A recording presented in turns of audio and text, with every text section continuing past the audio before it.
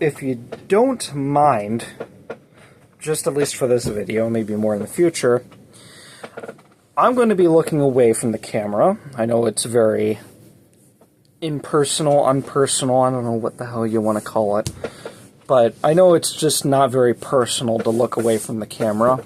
In fact, I kind of find it a little bit disrespectful, but in this case, I think I have a pretty good reason. So, my mind kind of scatters, and I kind of like to wander with what I'm talking about, and the best way I can do that is writing a script, specifically compiling all my thoughts about this car that we are going to be talking about today. So, I have a script right in front of me. I'm going to be reading off that, and maybe adding in some other thoughts with it, but mainly sticking to the script if that's okay with you. Alright, so first and foremost, hello and welcome to my shitty review of a shittier car. I'm not considering myself a very good reviewer either. This is my first one, so I'm going to give you a little bit of slack here. I'm going to be talking about what I believe to be one of the worst cars ever made. Now, first off, I don't hate Dodge, okay? The Dodge Daytona, the Challenger, the Charger, hell, even the Neon, I actually consider pretty decent cars. Pretty good, especially the Daytona. And not just of the time, I mean in general. I do genuinely like those cars. So I don't want this seeming like, oh, an I hate Dodge type of video. This is not that video. This is an I hate the Dodge Caliber video. Okay, now that we got that squared away, we can now get into this. Blech, excuse me. I was growing up when these ugly bulldog-looking rust buckets first came out in 2007, and then subsequently died a few years later in 2012. Due to many reasons, but most important being that SUVs were becoming the new norm for white moms that didn't want to drive a wagon, and for single dads that couldn't fit their tools in the trunk of their hatchback because they want something small that has a slightly bigger but still attractive to the very much not single customers that they had to do their plumbing for. Anyway, when the Caliber came out, it was already too late to the market. You already had the Toyota Matrix come out in 2004, and the Corolla way back in 92. The Ford Focus came out in 2000, and the Mini Cooper was starting to hit its stride in the 2000s. And good God, am I going to be here all day if I have to talk about any more, so let's move on. You already know that mini hatchbacks were successful and popular by the time the Caliber came out. There was virtually no point for it to exist except to join the market, which it was still late to do so anyway. By the time the Caliber had any chance of success, it was already the beginning of the end for most hatchbacks from pretty much everybody.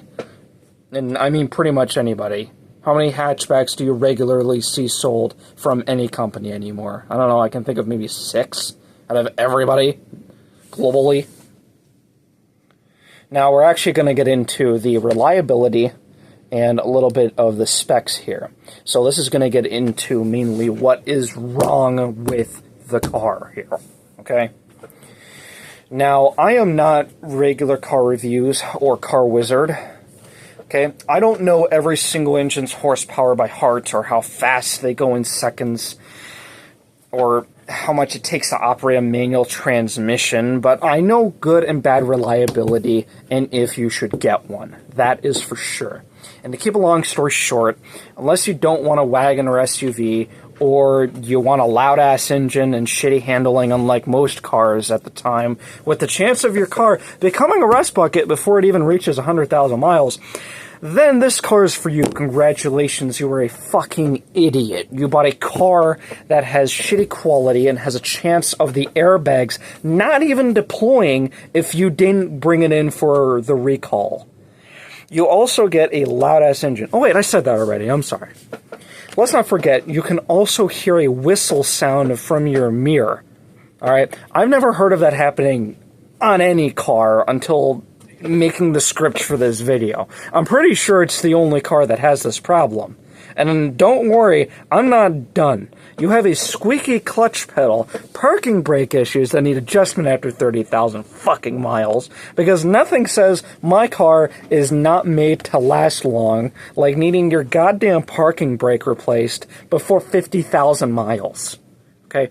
You have a moan-like noise from your exhaust because your car is begging you to shove it into a crusher like a good car daddy.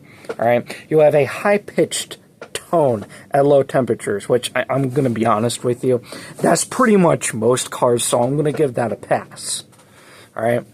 What I won't ever give a pass to is a fucking software update for a steering angle sensor fault, which any software update, good or bad on any car, is a mistake. Your car should not need an update like a goddamn video game. I feel like I'm on crazy pills because it seems like everyone and their designated boomer wants a damn computer in their car.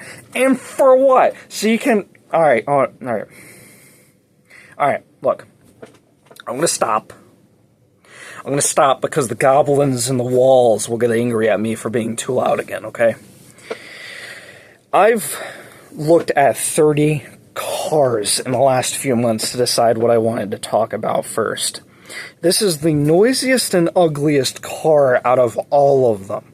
Okay, the Aztek looks worse, I'll admit, but I'll state why I think it's at least a bit better when I do a video on it later. So I'll go on to it then. But look, okay, I'm being really negative right now, I'm being really angry, so I think it's time to be a little more positive and a little less angry, at least for a minute, okay? Okay.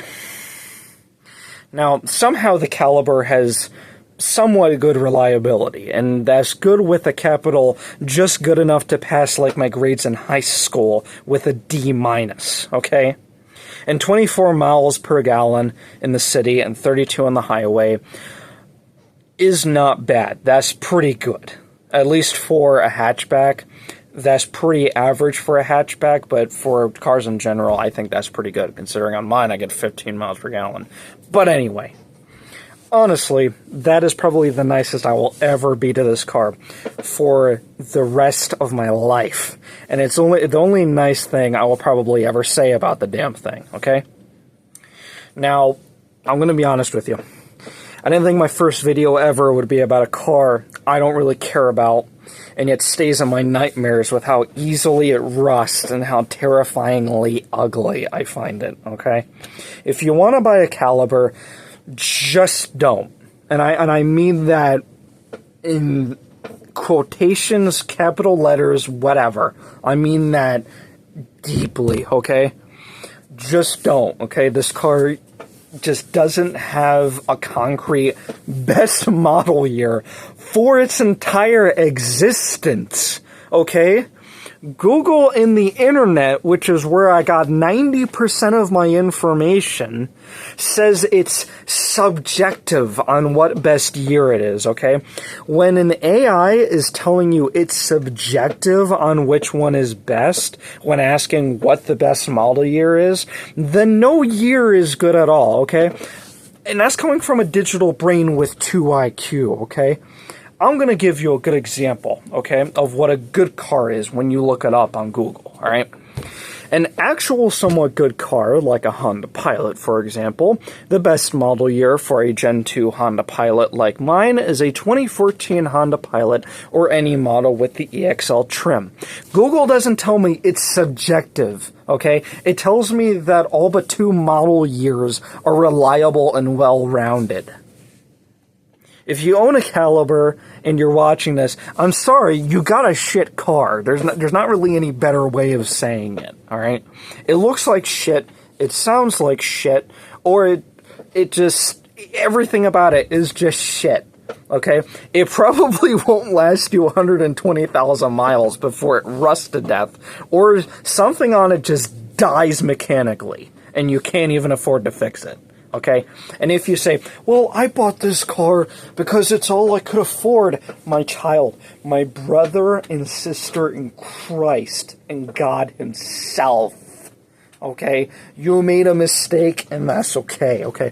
I'm gonna tell you 2 cars that are even better and cost as much, if not cheaper, and they're still what you're looking for, okay? Right here. Any Pontiac Vibe from 2006 to 2008 is around the same price range. It's got a hell of a lot better reliability and the same gas mileage as a Caliber, okay? Or do you still want a big trunk with 4 doors still? What about the 2009 to 2011 Ford Crown Vic? All right, your fuel efficiency is practically nothing, I'll admit. But you know what? It will outlive you if you take care of it and maintain it. All right? And it's not like you can't find parts for it either, because they made $1.5 million of the fucking things, so you're not going to be running out of doors, engines, or pretty much anything anytime soon. All right? That's what I call taking the crown. God, that's such a bad joke. Okay, let's just move on. Before I give you my outro, you might want a rating for this car. And I rate this car a rotted potato out of 10. All right, no, but seriously. I rate this car a 4 out of 10. All right?